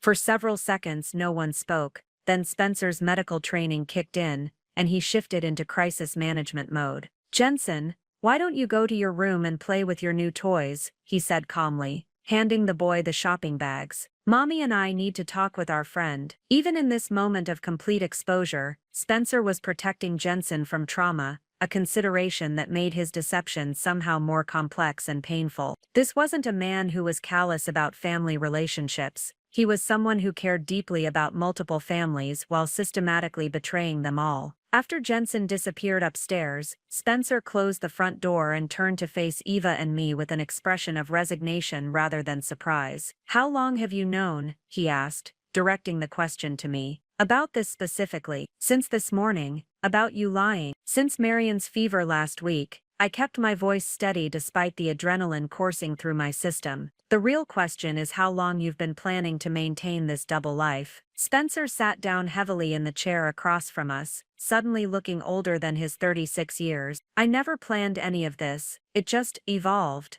Evolved. Eva's voice was sharp with anger and pain. "You told me you were divorced. You moved in with us. You're listed as Jensen's emergency contact at his preschool. This isn't evolution, Spencer. This is systematic fraud." Over the next 3 hours, as Jensen played upstairs unaware that his world was about to change dramatically, Eva and I extracted the basic outline of Spencer's deception while Spencer alternated between justifications and apologies. But it quickly became clear that understanding his motivations was less important than protecting ourselves and our children from the legal and financial consequences of his actions. "We need attorneys," I told Eva during a brief moment when Spencer was upstairs putting Jensen to bed. "This isn't just marriage counseling territory. Spencer has committed fraud on multiple levels." Eva nodded, her earlier shock giving way to practical determination. "I have a lawyer friend who specializes in family law, someone who can help us understand our rights without Spencer knowing we're seeking legal advice." That evening, while Spencer paced the living room attempting to explain his behavior,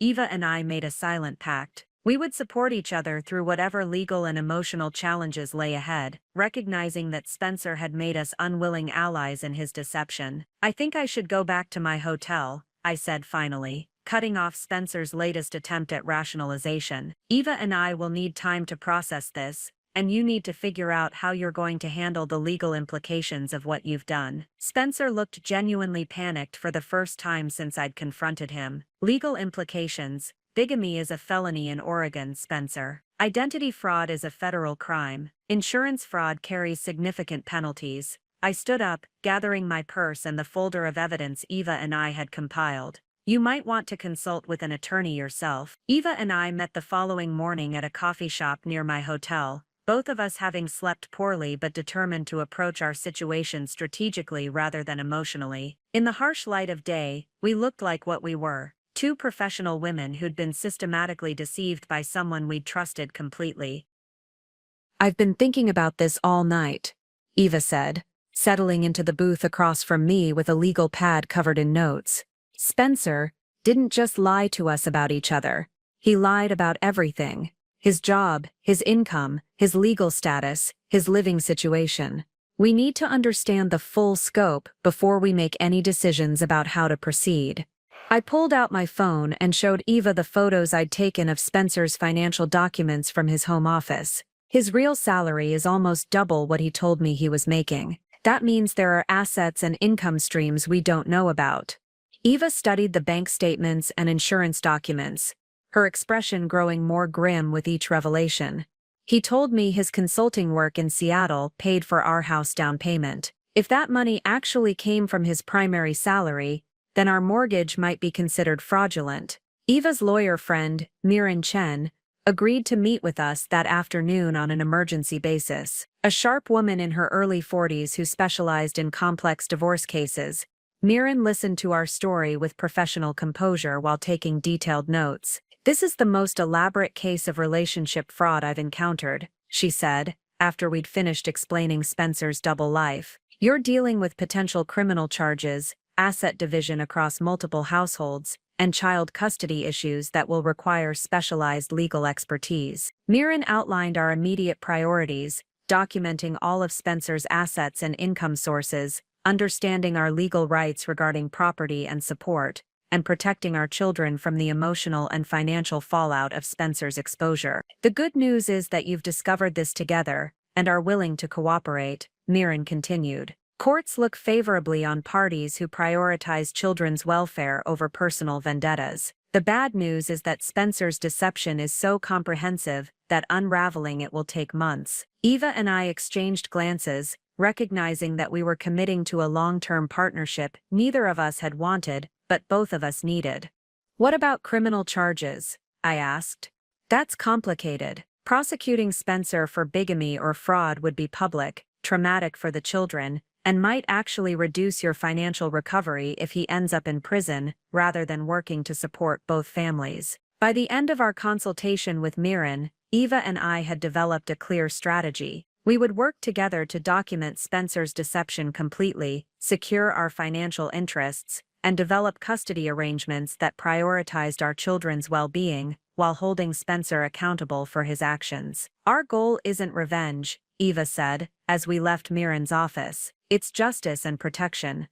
I agreed, though part of me wanted Spencer to face public consequences for his elaborate betrayal. But Marion and Jensen deserved better than having their father's crimes become tabloid fodder. That evening, I called Spencer to inform him of our decision. "Eva and I are working together on this," I told him. "We've retained legal counsel, and we're prepared to be reasonable, but only if you're completely honest about your assets, income, and legal obligations going forward." Spencer's relief was audible through the phone. "Thank you, Olivia. I know I don't deserve consideration, but I'm grateful that you're thinking about the children. Don't mistake strategy for forgiveness, Spencer. We're protecting Marion and Jensen from the consequences of your choices, but that doesn't mean you won't face them yourself." As I hung up the phone, I realized that discovering Spencer's betrayal had been devastating, but it had also connected me to Eva, a woman whose strength and practical wisdom were helping me navigate the most difficult period of my life. Spencer had created two families through deception, but his exposure had created an alliance that would ultimately prove more powerful than his carefully constructed lies. 3 days after our initial meeting with Miran, Eva and I realized that Spencer's deception was likely even more extensive than we'd discovered. His comfort level with maintaining such an elaborate double life suggested experience that went beyond our two families. "I think we need professional help," Eva said during one of our daily strategy calls. "Someone who specializes in uncovering hidden assets and investigating complex fraud cases." Miran recommended Archer Blake, a former FBI agent who now worked as a private investigator specializing in financial crimes and domestic deception. When we met him at his downtown Portland office, his professional demeanor and methodical approach immediately impressed both Eva and me. Based on what you've described, Mr. Martinez Hartwell has demonstrated a sophisticated understanding of identity management and financial compartmentalization, Archer said after reviewing our evidence. This level of organization typically develops over time, which suggests there may be additional relationships or financial arrangements you haven't discovered yet. The possibility that Spencer might have a third family or additional secret relationships was almost too overwhelming to consider, but Archer's expertise demanded that we investigate thoroughly. I'll need access to all of Spencer's financial records, employment history, and personal documents, Archer continued. I'll also run background checks using both his legal names to see what other identities or addresses might be associated with him. Eva and I provided everything we'd collected, along with Spencer's social security number, date of birth, and the various addresses we'd discovered. Archer assured us that his investigation would be discreet but comprehensive. Archer's first breakthrough came within 48 hours. Spencer's position at Oregon Health Sciences University was indeed prestigious and well compensated, but his employment history revealed a pattern of previous deception that predated both Eva and me. Dr. Martinez Hartwell has held his current position for 3 years, Archer reported during our follow-up meeting. But before that, he worked at University of California, San Francisco, for 2 years under the name Spencer Hartwell. He left that position abruptly, citing family obligations that required relocation to Oregon. The timeline was significant. Spencer had begun his relationship with Eva shortly after moving to Portland, suggesting that his job change might have been motivated by personal rather than professional reasons. I've contacted a colleague in San Francisco to investigate his activities there, Archer continued. If Spencer has a pattern of maintaining multiple relationships, there might be evidence from his time in California. Eva and I exchanged worried glances. The possibility that Spencer's deception extended beyond our 2 families was disturbing enough, but the idea that he might have abandoned previous relationships in other cities suggested a level of pathology that made our situation even more serious. Archer's investigation of Spencer's financial records revealed a complex network of accounts, investments, and properties that neither Eva nor I had known existed. Spencer's true net worth was substantially higher than he'd disclosed to either family, with assets carefully distributed across multiple banks and investment firms. He's been systematically diverting income from his primary salary into offshore accounts, Archer explained, showing us financial documents that painted Spencer as far more wealthy than either of us had realized. These accounts had been accumulating value for at least 4 years, suggesting he's been planning for potential exposure or exit scenarios. The offshore accounts contained nearly $800,000, money that had been siphoned from Spencer's legitimate income, while he'd convinced both Eva and me that finances were tight and required careful budgeting. He told me his student loans were still substantial, Eva said, studying the financial statements with growing anger. I've been limiting Jensen's activities and shopping at discount stores while Spencer has been hiding $750,000. My own experience was similar. Spencer had encouraged me to maintain a modest lifestyle despite my own substantial income, suggesting that his consulting work was irregular, and that we should be conservative about major purchases. Meanwhile, he'd been accumulating wealth that he'd kept completely secret from both families. Archer's San Francisco investigation yielded the most disturbing discovery yet. Spencer had indeed maintained a relationship with another woman during his time at UCSF, Dr. Carrie Williams, a pediatric anesthesiologist who'd believed Spencer was divorced and committed to their relationship. Dr. Williams ended their relationship when she discovered Spencer was still legally married to someone else, Archer reported. She never learned the identity of Spencer's wife, but she suspected he was maintaining relationships with multiple women simultaneously. According to Archer's contact in San Francisco, Carrie had threatened to report Spencer's behavior to the hospital administration, prompting his sudden departure from UCSF and relocation to Oregon. This establishes a clear pattern, Archer concluded. Spencer systematically targets accomplished women in medical fields, convinces them he's available for serious relationships, and maintains multiple romantic connections until the deception becomes unsustainable. Eva and I realized that we weren't just victims of Spencer's recent poor judgment. We were the latest targets in a pattern of behavior that had been developing for years. Perhaps most concerning was Archer's discovery of Spencer's preparation for potential exposure. Beyond the offshore accounts, Spencer had been quietly establishing legal and financial frameworks that would allow him to disappear if his double life became public. He's maintained a post office box under a third identity, Archer explained, showing us documentation for an account registered to Spencer M. Hartwell.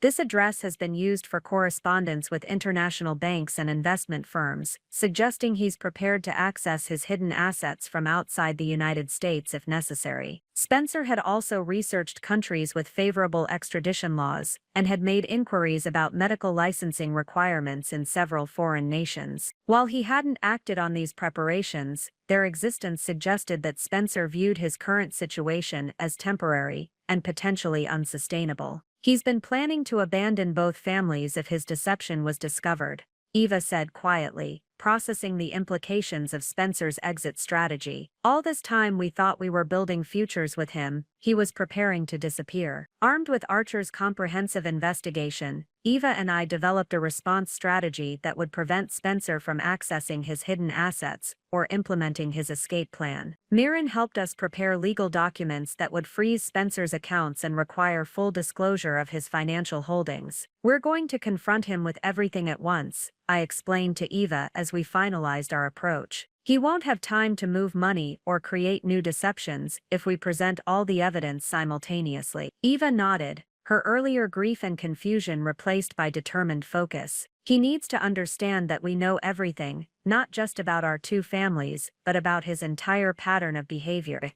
We scheduled a meeting with Spencer for the following evening, telling him only that we needed to discuss the practical arrangements for moving forward. He had no idea that we'd uncovered his complete financial and romantic history, or that we were prepared to present him with evidence that would make denial impossible. The investigation phase was complete. It was time for confrontation. The night before our planned confrontation with Spencer, Eva and I met at Mirren's law office to organize our evidence into an irrefutable presentation. The conference room table was covered with financial documents, photographs, employment records, and timeline charts that told the complete story of Spencer's deception. The key is controlling the narrative, Mirren advised as we arranged the materials into strategic order. Spencer is skilled at creating plausible explanations for individual pieces of evidence. But when you present everything simultaneously, the pattern becomes undeniable. Eva had prepared a detailed timeline correlating Spencer's claimed activities with evidence of his actual whereabouts. The document revealed the staggering scope of his lies: family vacations he'd taken with each family on alternating weekends, medical conferences that were actually romantic getaways, and emergency surgeries that were birthday parties and school events. "Look at this," Eva said, pointing to a particularly damning section of the timeline.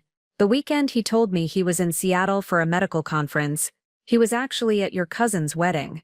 I have his credit card receipts from the hotel gift shop buying a last-minute wedding present." I remembered that weekend clearly. Spencer had arrived Friday evening, claiming he'd driven straight from a consulting session, but he'd known details about my family and the wedding events that he couldn't have learned from a quick phone conversation. Mirren had prepared a comprehensive legal strategy that would maximize our leverage while protecting both children from the fallout of Spencer's exposure. The approach was methodical and devastating in its completeness. "First, we'll present the criminal liability," Mirren explained, showing us documentation that outlined Spencer's potential charges: bigamy, identity fraud, insurance fraud, and tax evasion. The evidence is overwhelming, and the penalties could include substantial prison time. The criminal case alone would be enough to destroy Spencer's medical career and financial security, but Mirren's strategy went further.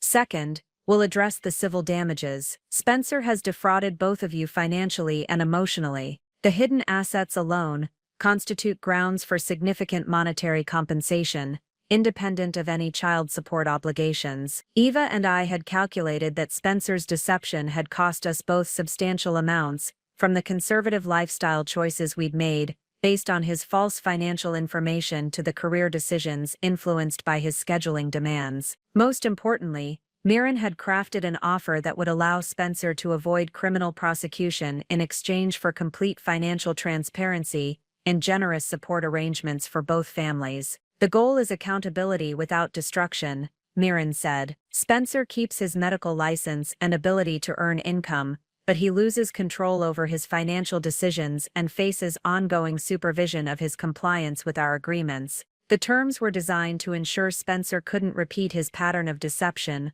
while maximizing financial security for Marion and Jensen. He would retain enough income to live modestly, while the majority of his earnings would support the families he'd betrayed. What if he refuses? Eva asked, studying the proposed agreement. Then we file criminal charges and pursue maximum civil damages, Mirren replied matter-of-factly. But Spencer is intelligent enough to recognize that cooperation serves his long-term interests better than fighting us in court. Beyond the legal strategy, Eva and I spent time preparing ourselves emotionally for confronting the man who had systematically deceived us both. The process had been therapeutic in unexpected ways.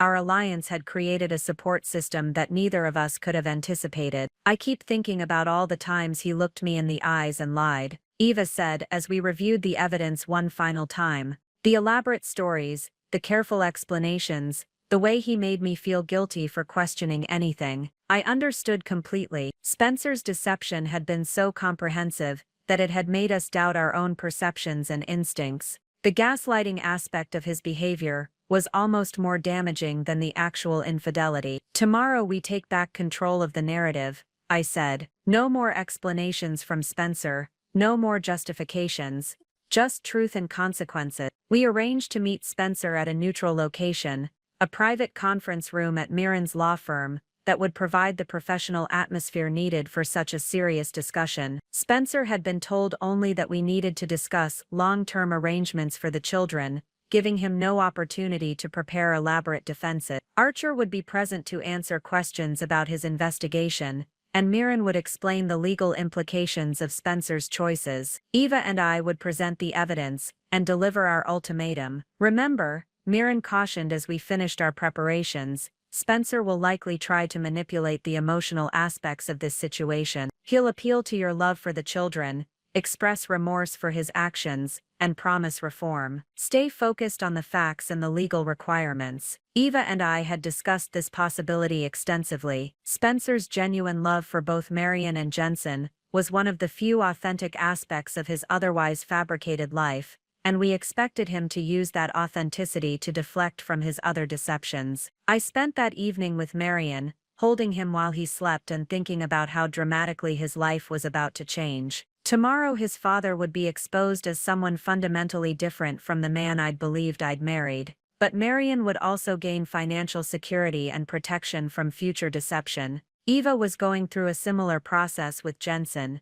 who at 3 years old would be more immediately affected by the disruption to his daily routine. We'd agreed that maintaining stability for both children would be our primary concern regardless of how Spencer responded to our confrontation. As I prepared for bed, I reflected on how much I'd changed since discovering Spencer's betrayal. The woman who had once trusted completely and questioned nothing had been replaced by someone who verified information, demanded transparency, and refused to accept convenient explanations for suspicious behavior. Tomorrow would be the culmination of weeks of investigation and preparation. Spencer's carefully constructed double life was about to collapse, and Eva and I were ready to rebuild from the wreckage he'd created. The confrontation would finally force Spencer to face the consequences of his choices, but more importantly, it would free Eva and me to create authentic futures for ourselves and our children. Spencer arrived at Mirren's law office at precisely 6 p.m.,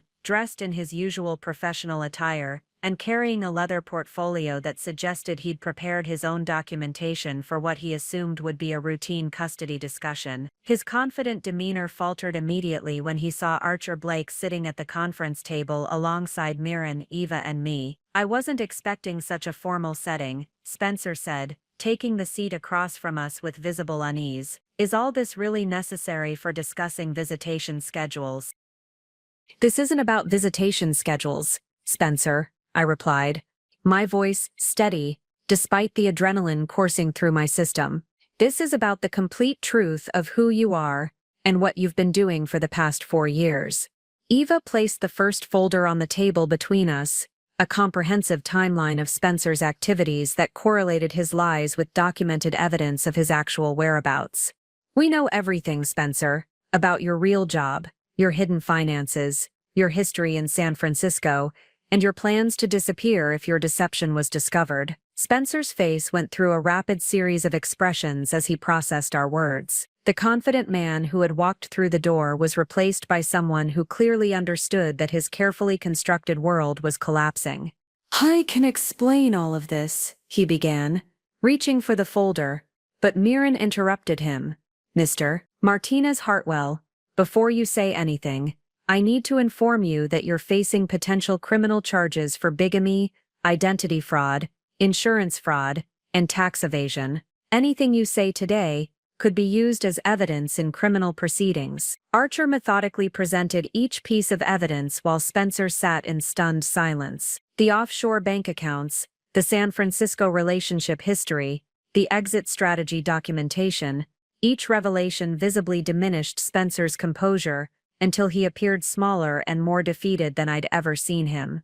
"The pattern is clear," Archer concluded. "You've been systematically deceiving multiple women for years, maintaining elaborate fictional identities while planning for eventual abandonment when the deception became unsustainable." When Spencer finally spoke, his voice was barely audible. "I never meant for it to go this far. When I met Eva, I was genuinely trying to start over after the situation in San Francisco, but then I met Olivia, and I couldn't bear to lose either relationship. So you decided to lie to both of us for 3 years," Eva said, her anger finally breaking through her professional composure. "You built a life with me, moved in with my son, became his father figure, all while maintaining a completely separate marriage and family." Spencer looked directly at Eva, then at me, his eyes filled with what appeared to be genuine remorse. "I love both of you. I love both children. I know that doesn't excuse what I've done, but it's the truth." Mirren placed the final document on the table, a comprehensive agreement that would resolve all legal and financial issues while allowing Spencer to avoid criminal prosecution. "You have 2 choices," she said formally. "Sign this agreement, which requires complete financial disclosure, supervised access to your children, and substantial support payments to both families. Or we file criminal charges tomorrow morning and pursue maximum civil damages through the courts." Spencer studied the agreement for several minutes, his hands shaking slightly as he read through the terms. The document would essentially place him under financial supervision for the next 15 years, while ensuring both Marion and Jensen received substantial support through college. "This leaves me with almost nothing," he said quietly. "You chose to support 2 families," I replied. "This agreement simply makes that support official and mandatory rather than secretive and voluntary." Spencer looked around the table at the 4 people who now controlled his future, then slowly reached for the pen. Mirren had placed beside the document. "I'll sign," he said.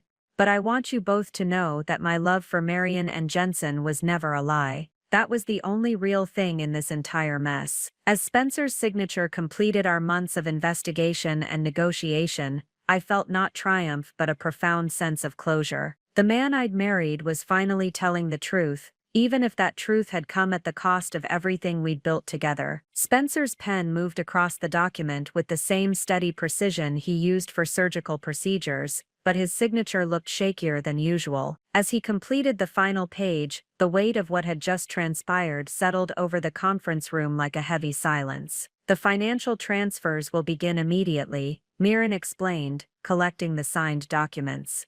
"Mr. Martinez Hartwell, you have 48 hours to provide complete documentation of all assets, including passwords for the offshore accounts." Mr. Blake identified. Spencer nodded without looking up. "The Cayman Islands account information is in my home office safe. The combination is Marion's birth date." He paused, glancing at me. "I used our son's birthday because I wanted to remember that some things in my life were real." Eva and I exchanged glances. Even in his confession, Spencer was trying to manipulate our emotions by referencing his love for the children. "Supervised visitation will begin next weekend," Mirren continued. 2 hours every Saturday afternoon at the Family Services Center downtown. This arrangement applies to both children and will be reviewed monthly based on your compliance with all other terms. The reality of Spencer's reduced role in Marion's life hit me unexpectedly hard. Despite everything he'd done, he was still my son's father, and the idea of their relationship being limited to sterile supervised visits felt tragic for both of them. "I need to move my things out of both homes," Spencer said, his voice hollow. "The agreement specifies I have 1 week to relocate. We'll coordinate that through our attorneys." Eva replied firmly, "Neither Olivia nor I will be present during your packing.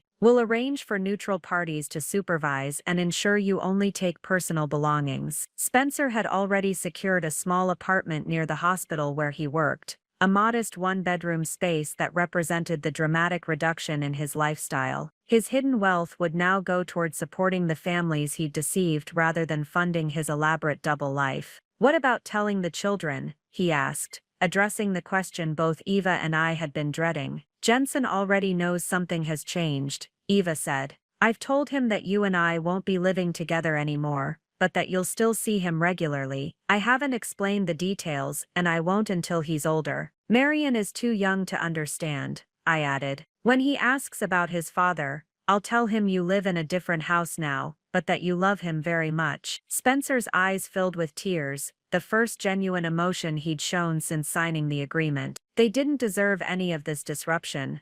"No, they didn't," Eva said sharply. "That's why we've structured the agreement to prioritize their stability and financial security over your comfort." "What about my medical practice?" Spencer asked Mirren. "Will this become public?" "As long as you comply with all terms of the agreement, we won't pursue criminal charges," Mirren confirmed. "However, you're required to inform your department head at Oregon Health Sciences University about your change in family circumstances. Hospital administration needs to know about any legal issues that might affect your professional responsibilities." Spencer would likely face internal disciplinary action from the hospital, though his medical license would remain intact as long as he avoided criminal conviction. His reputation in the medical community would suffer, but he would retain the ability to practice and earn income. As the meeting concluded, Spencer gathered his things slowly, clearly reluctant to leave and face the reality of his dramatically altered life. At the door, he turned back to Eva and me one final time. "I know you'll never forgive me," he said quietly, "but I hope someday you'll believe that my love for Marion and Jensen was genuine, even if everything else was a lie." Neither Eva nor I responded. We watched Spencer walk to his car, load his briefcase, and drive away from the life he'd constructed through years of systematic deception. "How do you feel?" Eva asked, as we stood in the law office parking lot. "Empty," I replied honestly. "Not angry anymore, not sad exactly, just empty." Eva nodded. "I think that's normal. We've been running on adrenaline and anger for weeks. Now that it's over, there's space for all the other emotions we haven't had time to process." We'd won a complete victory. Spencer had accepted all our terms without negotiation, agreed to comprehensive financial support, and would face ongoing supervision to prevent future deception. But victory felt more like exhaustion than triumph. The most difficult part was just beginning, rebuilding our lives and helping our children navigate the aftermath of their father's choices. The autumn morning light streamed through the kitchen windows of my new house, a cozy craftsman-style home in Seattle's Wallingford neighborhood that I'd purchased with my share of Spencer's financial settlement. Marion, now 1 year old, sat in his high chair methodically demolishing banana slices while babbling contentedly to himself. My phone buzzed with a text from Eva. "Flight lands at 2 p.m. Jensen is so excited to see his little brother." This had become our new tradition. Monthly visits where Eva and Jensen would fly to Seattle, or Marion and I would travel to Portland. What had begun as a legal necessity to maintain the boys' sibling relationship had evolved into something neither Eva nor I had expected, a genuine friendship built on shared experience and mutual respect. "Your big brother is coming today," I told Marion, wiping banana from his chin. "Uncle Jensen always brings you new books." The language we developed around the boys' relationship was carefully chosen. Jensen was Marion's brother, but we called him Uncle Jensen to acknowledge their bond while avoiding confusion about their different family structures. Marion was too young to understand the complexity, but as he grew older, Eva and I were committed to explaining their connection honestly, but age-appropriately. Spencer's scheduled visit with Marion was set for the following Saturday. These monthly encounters had settled into a predictable routine. Spencer would arrive promptly at the Family Services Center, spend 2 hours playing with Marion under supervision, and leave without incident. He'd never missed a visit or violated any terms of our agreement. He's a different person during these visits, I'd told Dr. Sarah Thompson, the family therapist who monitored Spencer's interactions with both children. More subdued, but also more present than he ever was during our marriage. Thompson had explained that this was common for parents facing consequences for their actions. When people lose the ability to compartmentalize their lives, they often become more authentic in their remaining relationships, even if those relationships are limited. Spencer had been true to his word about financial support. The automatic transfers arrived precisely on schedule, the children's college funds grew steadily, and he'd provided complete documentation of all his assets as required. Mirren had been impressed by his compliance. Most people in his situation try to hide additional assets or find loopholes, she'd told me during our quarterly review. Spencer seems genuinely committed to fulfilling his obligations. My own career had flourished in ways I hadn't expected. The ordeal with Spencer had taught me to trust my instincts and demand transparency in all my relationships, qualities that had made me a more effective leader at Seattle Methodist Hospital. I'd been offered the position of Chief of Cardiothoracic Surgery, a role that would make me one of the youngest department heads in the hospital's history. "You've developed an impressive ability to cut through deception and focus on facts, Dr. Patricia Williams, the hospital CEO, had said during my interview.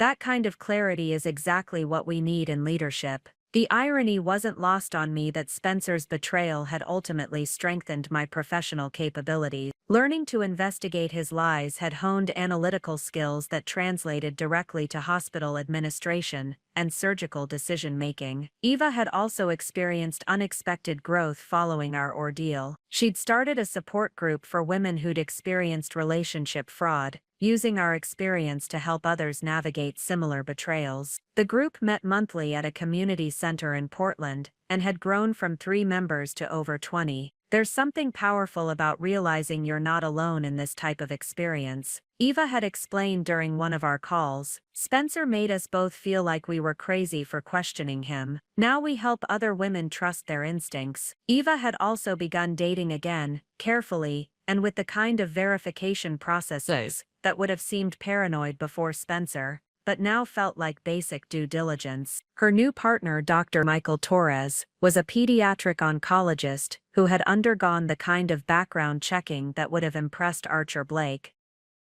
Watching Marion and Jensen together remained one of the most rewarding aspects of our unconventional family arrangement. Despite their age difference and the geographical distance, they developed a genuine sibling bond that transcended the complexity of their father's choices. Jensen, now 4, had appointed himself Marion's protector and teacher. During visits, he would carefully show Marion how to stack blocks, read picture books in his developing vocabulary, and share his toys with the patience of someone who understood that little brothers required special consideration. "They have the same laugh," Eva observed during our most recent visit, watching the boys play together in my living room, "and the same way of concentrating when they're figuring out how something works."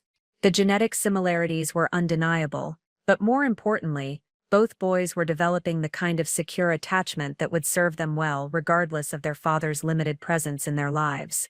As I sat in my kitchen that morning, watching Marion play while anticipating Jensen's visit, I reflected on how different my definition of justice had become. 8 months ago, I'd wanted Spencer to face public humiliation and criminal prosecution for his deception. I'd wanted him to suffer consequences proportional to the pain he'd caused. Instead, we'd achieved something more subtle, but ultimately more satisfying. Spencer had lost control over his own life, while being forced to provide for the families he'd betrayed. He would spend the next 15 years being monitored, supervised and held accountable for every financial decision. His comfortable double life had been replaced by a modest, closely watched existence that offered little opportunity for future deception. Most importantly, Marion and Jensen would grow up financially secure and emotionally supported, with the truth about their father's choices revealed gradually and age-appropriately, rather than through traumatic discovery. The doorbell rang at exactly 2:30 p.m., and Marion immediately began bouncing in his high chair with excitement. He'd learned to recognize the sound of Eva and Jensen's arrival, and always responded with enthusiasm that warmed my heart. "Uncle Jensen," I called out as I opened the door, immediately swept into the chaos of a 4-year-old's enthusiastic greeting. "Olivia, we brought Marion a new puzzle and some books about trucks," Jensen announced, hugging my legs before running toward the kitchen where his little brother was waiting. Eva followed more sedately, carrying an overnight bag and wearing the relaxed expression of someone who'd found peace with her circumstances. "He talked about Marion for the entire flight," she said, setting down her bag and accepting my hug. "I think he's planning to teach him how to count to 10 this visit." As we settled into the comfortable rhythm of our monthly gatherings, I marveled at how our family had been reconstructed from the wreckage of Spencer's deception. We weren't the traditional family structure any of us had planned, but we were authentic, supportive, and built on truth rather than convenient fictions. Spencer had tried to create the perfect life by maintaining multiple versions of reality. Instead, Eva and I had built something better, a family that acknowledged complexity while refusing to accept deception, that prioritized children's welfare over adult comfort, and that demonstrated resilience in the face of betrayal. Marion would grow up knowing that his father had made serious mistakes but had also faced appropriate consequences. More importantly, he would understand that truth, however painful, was always preferable to comfortable lies. That evening, as Eva and I watched the boys play together while planning our next visit to Portland, I felt something I hadn't experienced since Spencer's betrayal. Genuine contentment with the present and optimism about the future. The story that had begun with devastating discovery had transformed into something unexpected and valuable, proof that even the most elaborate deceptions eventually give way to truth, and that families built on honesty, however unconventional, are stronger than those constructed on lies. Spencer had delivered news that destroyed his own future, but in doing so, he'd freed Eva, Marion, Jensen, and me to build something authentic and lasting from the pieces he'd left behind. Up next, you've got 2 more standout stories right on your screen. If this one hit the mark, you won't want to pass these up. Just click and check them out. And don't forget to subscribe and turn on the notification bell so you don't miss any upload from us.